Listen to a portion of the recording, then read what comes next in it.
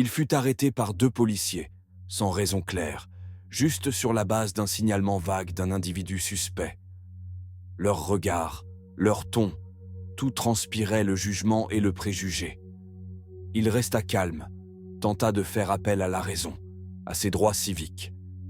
Mais son calme ne fit qu'attiser leur hostilité. Les insultes commencèrent à fuser, ciblant sa couleur de peau, son insolence, selon eux. La moindre résistance, même verbale, fut vue comme une provocation. Pour eux, il n'était qu'un homme noir à remettre à sa place.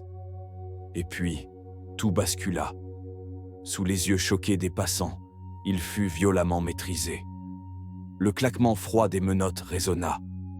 Un homme respectable, influent, traité comme un criminel. Les policiers jubilèrent, persuadés d'avoir accompli leur devoir, sans se douter de la gravité de leur erreur. Ils ignoraient tout de l'identité réelle de cet homme. Des révélations inattendues allaient tout changer. La justice finira-t-elle par triompher? Ce soir-là, à l'aéroport O'Hare de Chicago, le vol en provenance de Washington atterrit. Elias Vance, en première classe, laissa échapper un léger soupir. Fatigué par un déplacement imprévu en Europe, il ne rêvait que de retrouver un peu de tranquillité. Dans la cinquantaine, grand, élégant, ancien du renseignement, il avait ce calme presque instinctif des hommes qui ont longtemps travaillé dans l'ombre. Costume sobre, mallette discrète contenant des documents sensibles. Aucun agent de sécurité à ses côtés. Il savait passer inaperçu, même dans un aéroport bondé. Pendant ce temps, non loin de la porte B12, 2 policiers patrouillaient. Gary Peterson, vétéran usé et aigri, et Ryan Hayes, jeune recrue impressionnable. Un message leur parvint. Homme noir, seul, air nerveux, description floue, mais suffisante pour éveiller les instincts ossata de Peterson. Son regard tomba sur Elias Vance. Il n'eut aucun doute. « C'est lui », dit-il avec un rictus. Hayes hésita, mais suivit son supérieur. Ils l'interpellèrent d'eau sèchement. « Monsieur, arrêtez-vous !» Vance s'arrêta, les regarda sans peur, juste une lueur d'agacement dans les yeux. Il savait ce que c'était. Il l'avait déjà vécu. Avec calme, il demanda « Quel est le problème, officier ?» Mais Peterson voyait dans cette sérénité un affront. Il s'approche, trop près, voulant dominer. « On a reçu un signalement. Montrez vos papiers. » Vance, sans se laisser intimider, répondit « Selon la loi, vous devez avoir un motif raisonnable pour me contrôler. Quel est ce signalement exactement ?» Son ton posé, presque juridique, agaça Peterson. Il détestait qu'on lui tienne tête. La suite allait prouver qu'il n'aurait jamais dû provoquer cet homme. « Ne posez pas tant de questions », lança Peterson avec impatience. « Ici, c'est un aéroport. On a le droit de fouiller qui on veut. Montrez vos papiers. Vous avez quelque chose à cacher ?» Son regard était devenu hostile. Vance comprit que discuter de légalité ne ferait qu'aggraver les choses. Sans un mot, il sortit discrètement son portefeuille et tendit son permis de conduire de Virginie. Peterson le saisit brusquement, le lut rapidement, puis releva les yeux avec mépris. « Elias Vance, tout droit venu de Virginie. Qu'est-ce que vous venez faire à Chicago, habillé comme si vous alliez à la Maison-Blanche? Ce n'est pas pour rendre visite à de la famille, hein ?» Hayes, encouragé par l'attitude de son collègue, ajouta « Ou alors, une mission, du trafic, une filature, des accusations absurdes, basées uniquement sur son apparence. » Vance sentit la colère monter. Toute sa vie, il avait servi ce pays, défendu la loi, et voilà comment on le traitait. Mais il se retint. Il savait que réagir serait une erreur. « Je suis ici pour affaires », répondit-il froidement, « et je vous rappelle que ni ma tenue, ni mon emploi ne justifient vos insinuations. » Peterson ricana. « Des affaires? Quel genre d'affaires louches? Le genre de gens comme vous. » Ces mots, chargés de racisme, furent la limite. Le regard de Vance se glaça. Officier, vos propos sont inacceptables. Discriminatoires. Je vous demande de cesser immédiatement ce comportement. Peterson, piqué au vif, éclata. Discriminatoire. Moi. Tu crois pouvoir me donner des leçons? Tu sais à qui tu parles? Vance resta droit. Je suis un citoyen américain. J'ai le droit de ne pas être harcelé sans motif. Si vous n'avez aucune preuve concrète, laissez-moi passer. Il tenta de s'écarter, mais pour Peterson, c'en était trop. Tu oses me tourner le dos? Il cache sûrement quelque chose. Attrape-le. Il mentit effrontément, prétendant que Vance était armé. Ace hésita un instant. Le regard de Vance était ferme, mais la pression était trop forte. Il obéit, tenta d'attraper le bras de Vance. Celui-ci se défendit par réflexe, repoussant Ace. « Ne me touchez pas !» cria-t-il. Ce simple geste fut immédiatement qualifié de résistance. Peterson fonça à son tour. Une lutte éclata, brève mais brutale, sous les yeux des passants qui s'écartèrent, certains filmant la scène. Vance tenta de se maîtriser, mais deux policiers jeunes et musclés finirent par le plaquer au sol. Son attaché-case tomba, des objets personnels se répandirent. Hayes sortit les menottes et les referma violemment autour des poignets de Vance. La douleur fut vive, mais la honte bien pire. Peterson, haletant, se pencha avec un sourire tordu. « Tu vois, je t'avais bien dit, tu vas faire moins le malin au poste. » Il agita les permis de Vance devant lui, comme un trophée. Vance serra les dents. Il ferma un instant les yeux, inspira profondément. Il devait garder le contrôle. Ce n'était que le début. On le releva brutalement. Son costume était froissé, taché, mais dans ses yeux, il n'y avait ni peur ni résignation. Juste une détermination froide, une force tranquille. Peterson, grisé par sa propre violence, s'approcha une dernière fois. « Alors, Vance, toujours aussi sûr de toi, tu crois que ton nom change quelque chose? Tu n'es rien ici. » Vance le fixa droit dans les yeux et répondit d'une voix calme, claire et posée. « Je suis Elias Vance, simple, directeur, sans soumission. » Peterson ricana. « Vance ou pas, tu n'es qu'un provocateur. » Mais bientôt, il comprendrait à quel point il s'était trompé. Vance ne répondit pas à l'insulte. Son regard resta fixé sur Peterson, glacial, implacable.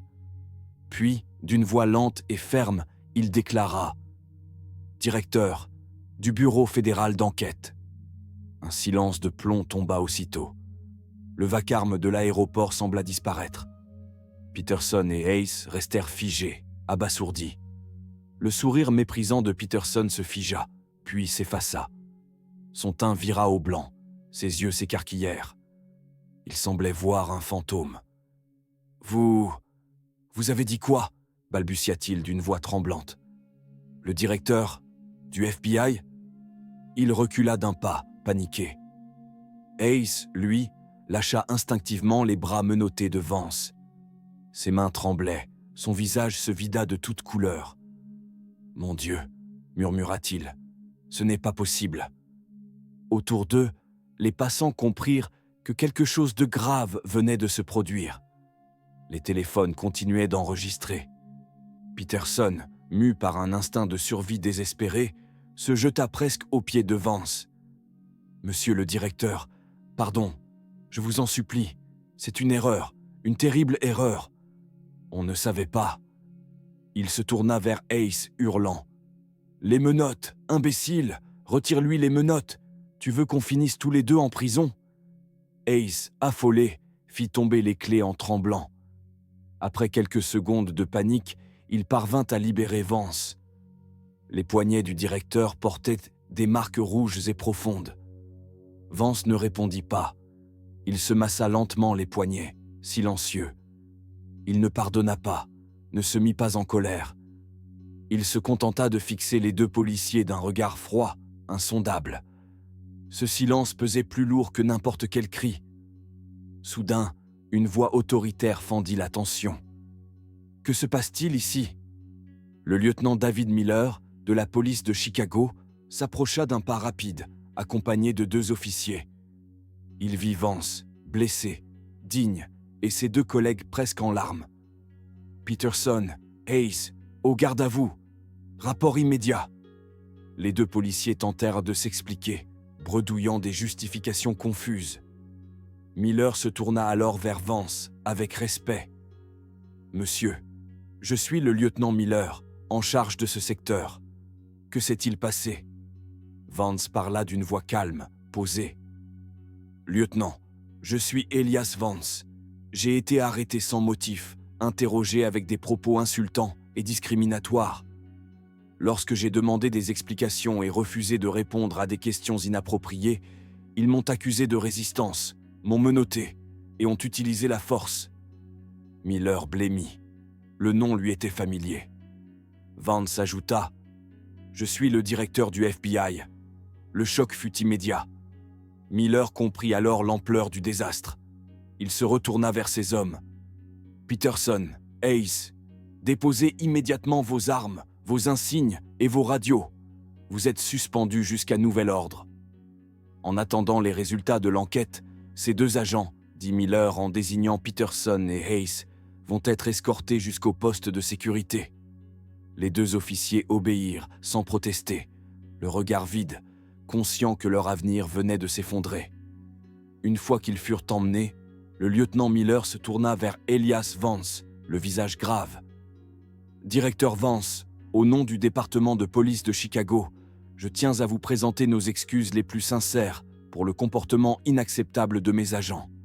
C'est un incident extrêmement grave que nous traiterons avec toute la rigueur nécessaire. » Vance hocha lentement la tête, acceptant les excuses sans rien exprimer d'autre que son éternel calme froid. « Lieutenant, je vous remercie. Je vous demande de consigner immédiatement tous les faits et de conserver l'intégralité des enregistrements audio et vidéo des caméras corporelles des 2 officiers. Ils seront la preuve centrale. »« Bien entendu, monsieur le directeur, » répondit Miller. « Vous aurez toute notre coopération, y compris à un niveau fédéral. » L'affaire remonta très vite jusqu'aux plus hautes sphères. La mairie, le siège du CPD, le FBI et le département de la justice à Washington. Un véritable séisme ébranla le monde des forces de l'ordre. L'enquête, rapide et conjointe, fut menée par les affaires internes, le FBI et l'unité des droits civiques du DOJ. Les images des caméras corporelles confirmèrent toute l'affaire. L'arrestation infondée, les propos racistes de Peterson, la violence de Hayes et leur panique lorsqu'ils découvrirent l'identité de leur victime. Le dossier de Peterson révéla un passé troublant. Plusieurs plaintes pour brutalité, abus de pouvoir et propos discriminatoires. Souvent ignorés ou classés. Hayes, lui, était décrit comme influençable et obéissant aveuglément aux ordres, même injustes. L'enquête s'élargit à des problèmes systémiques. Y avait-il des couvertures? Une culture d'impunité? Ce que Peterson et Hayes avaient cru être une simple intervention devint le point de départ d'un grand nettoyage. Finalement, les 2 hommes furent officiellement renvoyés de la police pour violation grave de l'éthique, abus de pouvoir et discrimination raciale. Mais les sanctions ne s'arrêtèrent pas là. Le département de la justice engagea des poursuites fédérales contre eux pour privation des droits sous couleur de loi, 18 US Code, paragraphe 242, un crime sérieux. D'autres accusations au niveau de l'État de l'Illinois furent ajoutées, notamment pour agression et détention illégale. Le procès, très médiatisé, devint un symbole. 2 policiers sur le banc des accusés, face à une justice décidée à se rendre crédible. Dans la salle d'audience du tribunal fédéral du district nord de l'Illinois, l'ambiance était tendue. Peterson et Hayes, méconnaissables, paraissaient vieillis, brisés. Les procureurs du DOJ exposèrent leur cas avec fermeté. Les agents avaient agi par préjugé racial, abusé de leur pouvoir et trahi la confiance du public. Les vidéos parlèrent d'elles-mêmes, provoquant des murmures horrifiés chez les jurés et dans le public. Le moment le plus fort fut la déposition du directeur Elias Vance. Calme, professionnel, il raconta les faits avec une précision glaciale, sans colère ni désir de vengeance. Son témoignage, empreint de dignité, fut déterminant. La défense tenta de minimiser les faits, parlant de malentendus, d'une journée stressante et de regrets sincères. Ils nièrent toute motivation raciale. Mais leurs arguments s'effondrèrent face à la clarté accablante des preuves. Après plusieurs jours, le jury rendit son verdict. Concernant Gary Peterson, pour violation des droits civiques, coupable. Pour agression, coupable. Concernant Ryan Hayes, coupable sur tous les chefs d'accusation. Chaque mot sonnait comme un coup de marteau scellant leur sort. Peterson baissa la tête, les épaules secouées. Hayes pleura en silence. Le rêve d'une issue favorable s'était envolé. Quelques semaines plus tard, la juge prononça la sentence. Elle rappela que les forces de l'ordre ont un devoir sacré, protéger, non persécuter. Elle insista sur le fait que la discrimination raciale mine la société tout entière et ternit l'honneur de ceux qui servent avec intégrité. Vos actions, dit-elle en regardant les deux anciens agents, n'ont pas seulement blessé un homme, elles ont sali l'uniforme que tant d'autres portent avec courage. Protéger le public signifie aussi éradiquer le cancer qu'est la discrimination raciale au sein des forces de l'ordre. Après des paroles fermes de la juge, le verdict final tomba. Gary Peterson et Ryan Hayes furent de chacun condamnés à 6 ans de prison fédérale. Une peine sévère, porteuse d'un message clair. L'abus de pouvoir et le racisme ne seront pas tolérés, surtout de la part de ceux chargés de faire respecter la loi. À l'annonce de la sentence, les deux anciens policiers s'effondrèrent. Escortés par des marshals, ils quittèrent la salle d'audience pour la dernière fois en tant qu'hommes libres. Quelques minutes d'erreur à l'aéroport d'O'Hare leur avaient coûté leur carrière, et bien plus. Elias Vance était présent. Lorsqu'il entendit le verdict, il hocha légèrement la tête, non par triomphe, mais par acceptation. La justice, aussi tardive et douloureuse soit-elle, avait été rendue. Des mois plus tard, dans son bureau au dernier étage du bâtiment J. Edgar Hoover à Washington, Vance regardait en silence la ville s'étendre au loin, baignée par la lumière de l'après-midi. L'affaire était close, mais l'écho de l'incident ne le quittait pas. Il ne ressentait ni joie, ni victoire. Il savait que si cette affaire avait été traitée avec une telle rapidité, c'était surtout parce qu'il était directeur du FBI. Son autorité avait agi comme un bouclier. Mais s'il avait été un simple Elias Vance, un homme noir d'âge moyen, bien habillé, mais sans titre, ses paroles auraient-elles été écoutées, les vidéos examinées avec autant de sérieux, les policiers sanctionnés aussi sévèrement? Au fond de lui, il connaissait la réponse. Ce qui s'était passé à O'Hare était plus qu'un affront personnel. C'était un rappel brutal que le racisme et les abus restent profondément enracinés, même dans les institutions censées protéger les citoyens. Son cas n'était que la partie visible d'un immense iceberg. Chaque jour, d'innombrables personnes, souvent racisées, vivent des injustices similaires, sans caméra, sans procès, sans voix. Vance soupira, se détourna de la fenêtre et retourna à son bureau encombré de dossiers. La responsabilité qui pesait sur lui allait bien au-delà de la sécurité nationale ou du crime organisé. Il devait aussi incarner un changement, lutter de l'intérieur pour un système plus juste, plus humain, débarrassé de toute discrimination. Son histoire personnelle était terminée, mais le véritable combat ne faisait que commencer. Elias Vance s'assit, prit un dossier entre ses mains. Son regard était calme, déterminé. Il continuerait son travail, porté par le poids de son vécu et la conviction que la justice véritable ne doit jamais dépendre de qui l'on est,